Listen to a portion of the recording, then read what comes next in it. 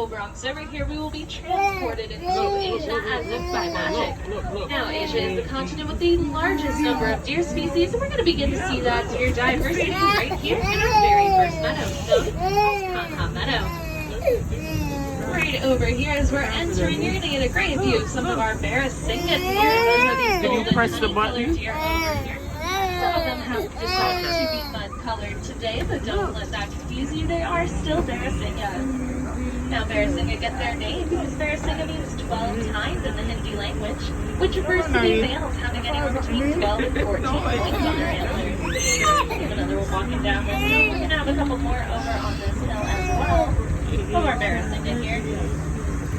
However, I do believe we're going to catch up to the rest of our deer and antelope on the other end of their field. Listen to our keeper, Michelle. Tell us just a little bit more about Meadow. Hi, my name is Michelle. I'm part of the Wild Asia Keeper team. We call this area Kaha Meadow, where we care for about 40 Barasingha deer, 15 axis deer, 10 black buck, and a pair of muntjacs. We start our day by checking on all the animals, making sure they're healthy, behaving normally, and safe. Sometimes, fawns and calves are born overnight. Newborns are given a neonatal exam, which includes weighing, vaccination, and tagging for identification purposes. While the animals are in the meadow, we prepare their nighttime holding areas so that they have a safe and clean place to spend the night. And like she said, we'll catch up to our black buck antelope and our axis deer on the other end of this field. However, if you look right on top of this hill we're coming near, here you see those white cream-colored deer all the way at the top there. Those are back-treated deer. They are brand new to us here at the Bronx Zoo. This is their first season on exhibit. However, this next animal we're going to see on the tour was actually labeled extinct in nature, but has since been brought back from extinction. And I'm not talking about the T-Rex from Jurassic Park. I'm talking about our Mongolian wild horses, also known as the Przewalski horse. They were actually labeled extinct in nature in the 1960s. See the horses? Right at Well, as we're getting some good views of these guys right here, you might notice a couple of key differences between them and the normal domestic horses we're used to seeing. Some of those being that these guys are a little bit shorter, a little bit stockier, and they are rocking an awesome mohawk as opposed to a mane. They're also missing their forelock, which is that piece of hair that covers the front of their foreheads. But like I said earlier, they were labeled extinct in nature in the 1960s. However, you could still find them in select zoos across the world. One of those being here at the Bronx Zoo, as we have exhibited these guys since 1902. We've also had over 50 bulls born here at the Bronx Zoo. And now, thanks to successful breeding and conservation efforts by us and many others around the world, we've been able to return these beautiful horses back into their natural habitats.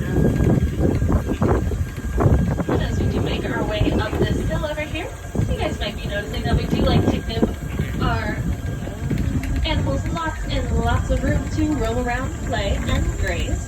As we're just now in the back half of our Mongolian wild horse exhibit, so we are going to listen to Jonathan Slatt tell us just a little bit more about our horses. Jonathan Slatt, I'm the Russia and Northeast Asia coordinator for the Wildlife Conservation Center. In the wildlife that I make, my job is to find craft solutions that allow people and wildlife to thrive together.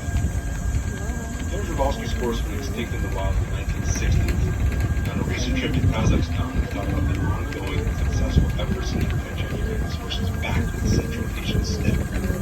The world needs happy stories. Watch the impossible become possible and see what we're still. That's what's happening today with Przewalski's horse.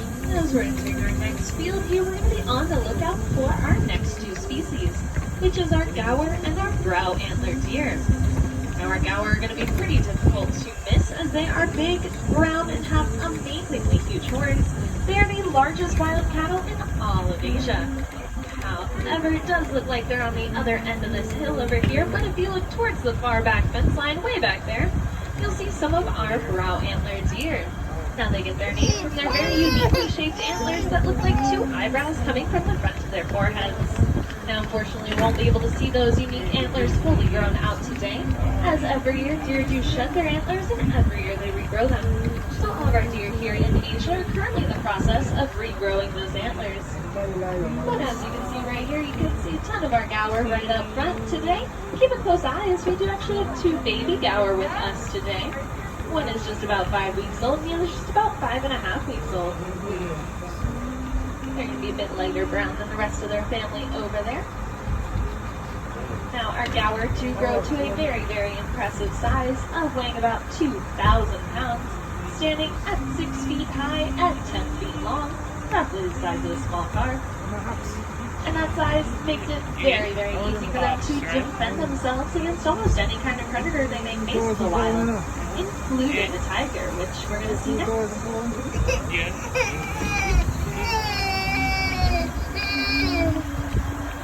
As we make our way on up to our tiger exhibit here, you might notice you're hearing some sounds coming from the concrete jungle behind us, as opposed to the Asian one in front of us. It's very easy to forget that the Bronx Zoo is situated in the heart of an urban area, and the Bronx River Parkway right behind us. But that's exactly what we do. Here, we have to keep those loud noises out and away from our tigers to make them feel safer and more at home. Now, tigers are solitary animals, so we will only be seeing one on exhibit today. I would like to remind everyone to please stay seated as we do so, as we are just now coming over the top of our tiger exhibit here.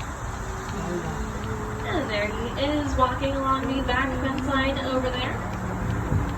I'm going to try and catch on up to him so you can see who he is today. He is one of our Amur tigers, also known as a Siberian tiger. I do believe this is Anakin, everybody.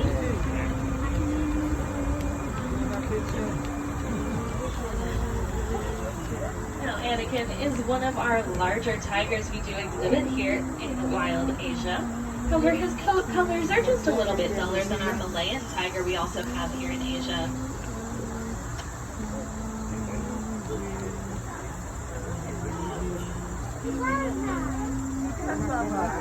Now, tiger stripes are actually unique, similar to fingerprints, so you'll never find two sets of stripes the exact same. And you might notice Anakin has some orange patches on his side, so his tiger stripes don't continue through. But as we do wave goodbye to Anakin over here, we're going to be entering the back of our gaur and brow antler deer fields here. And we won't really be able to get another view of them back here right now, but if you do come back later in the day, like around 4 o'clock or so, they tend to make their way to the top of this hill, if not coming down the hill, very close to the track, ready to be let back inside for the night.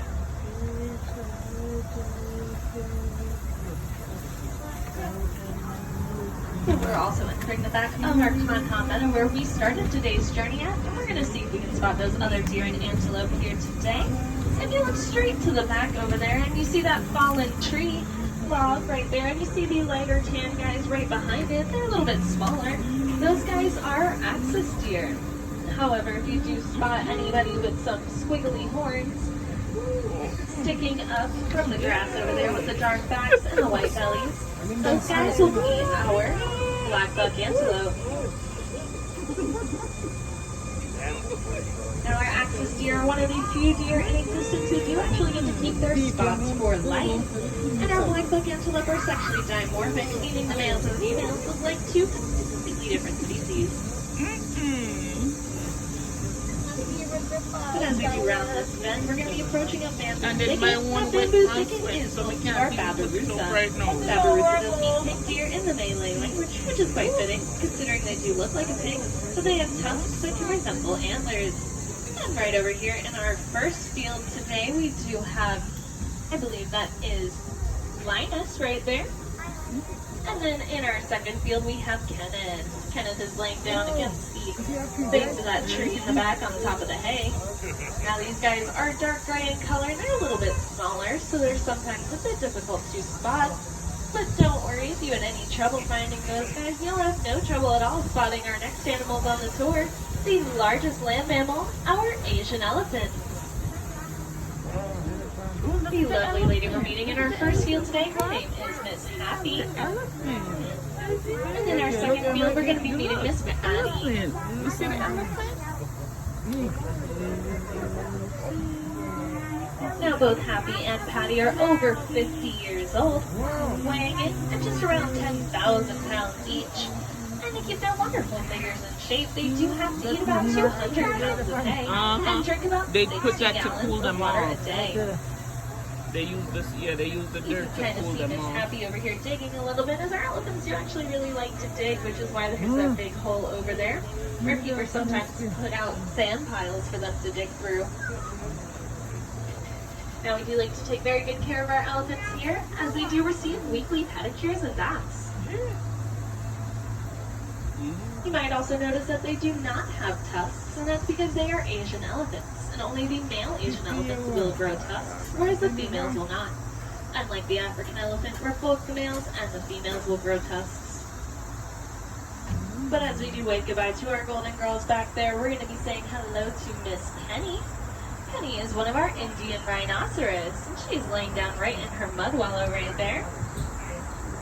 The first thing you might notice about Miss Penny here is that she has some white stuff on her face. Well, that white stuff is actually sunscreen. As Penny is a very sensitive girl, the keepers do have to put sunscreen on her face every morning before they bring her outside. But other than that, what she is doing right now is coating herself in mud to protect her skin from the sun and from insects. Because even though rhinos do look like they are armor-plated, it couldn't be further from the truth, as it's just the way their skin folds over. So they may seem tough, but they're actually quite sensitive. And like I said, Penny is just a little extra sensitive, so she gets that sunblock. Now she is an Indian rhinoceros, which means she does only have one horn, as opposed to these southern white rhinos over in the zoo center who do have two horns. Over there, they are also more of a herding animal as well, so you might see them in a group, whereas over here, Penny is similar to our tigers in the fact that she is solitary. Now we have had over 11 baby rhinos born here at the Bronx Zoo, and for all my moms on board the train, my mama rhinos remain pregnant for up to 16 months, giving birth to a baby weighing up to 100 pounds. This mud wallow right in the center here was also put here when we opened our rhino exhibit, and has been progressively made bigger by our rhinos stomping around in it.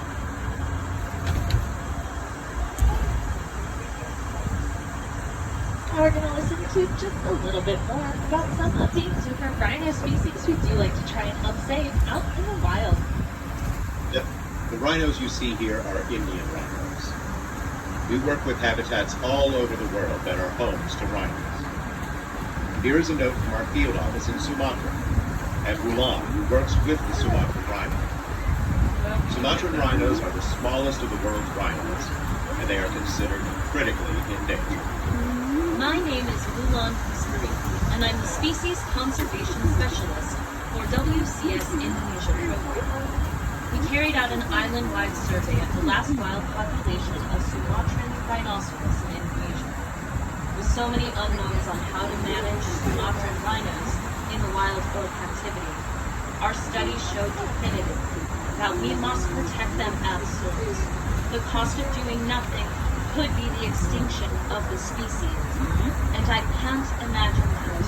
As you guys might have noticed, we have entered our next area here, which is home to our sandbar deer and our nilgai antelope.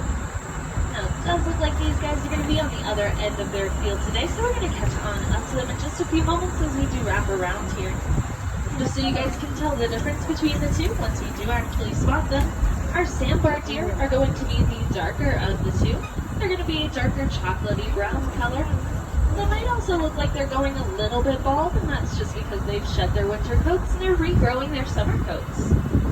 They're also in the process of regrowing their antlers, just like the rest of our deer here in Asia, so you might see some stubs, spikes, or half-grown-in antlers, as they are all currently in that process right now. Now our nilgai antelope are going to be the lighter tan of the two. They have a black and white stripe around their hoofs, which kind of resemble black and white socks. They also have two white dots on their cheeks and a white rump. Nilgai does mean blue bull in the Hindi language, which refers to the males having a bluish coat.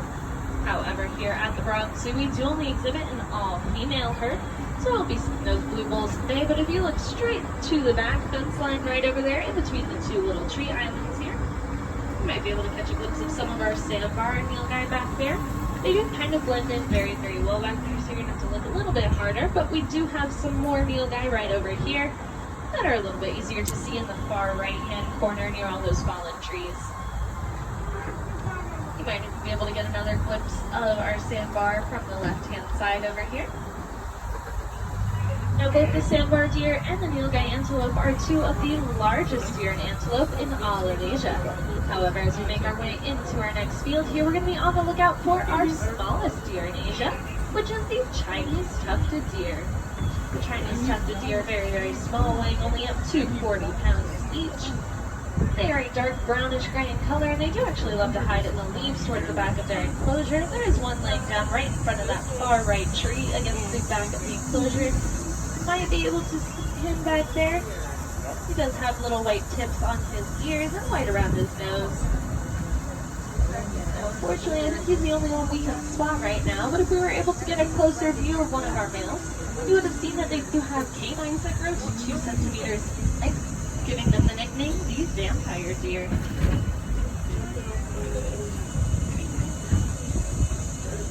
But as we do cross back over the Bronx River here, we know that many animals call the Bronx Zoo their home, but many wild animals also call the Bronx Zoo their home, and this river plays a very important part in that.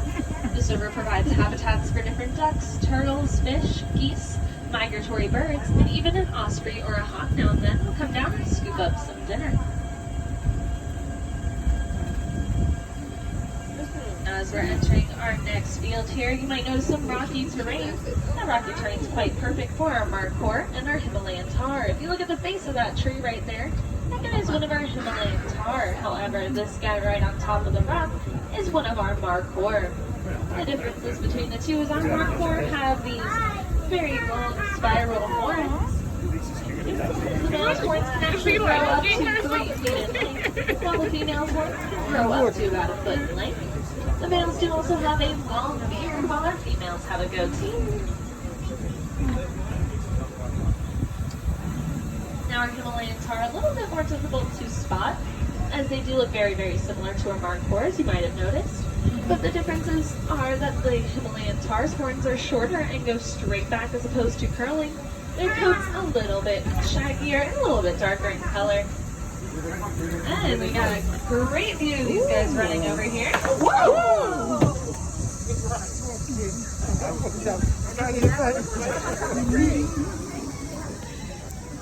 Now, both the markhor and the Himalayan tar can actually jump up to 6 feet high without a running start, which is how they're getting on those big trees over there. But if you look straight down right here, you'll see our red panda Linus laying down in his tree nest. Wow, right here.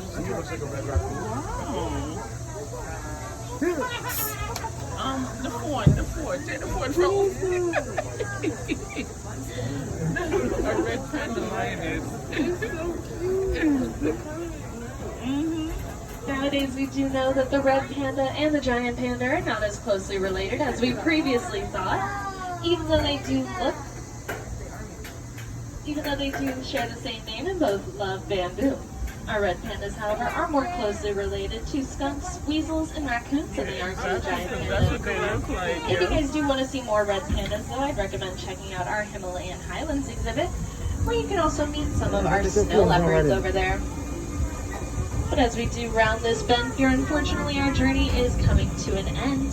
But I'd like to let you guys know that this summer the books of Eric Carle are coming to life here at the Bronx Zoo just for a couple more days until August 29th. So bring your friends and family on an imaginary journey through these classics of children's literature. View performances, dancing, music, activities, and puppet shows that are taking place all throughout the Bronx Zoo, each one featuring a different story and leading you through some fun, safe, and leisurely exploration of the very hungry caterpillar over in the giraffe corner, the very busy spider in Asteroid Port, brown bear, what did you see over in the grizzly corner?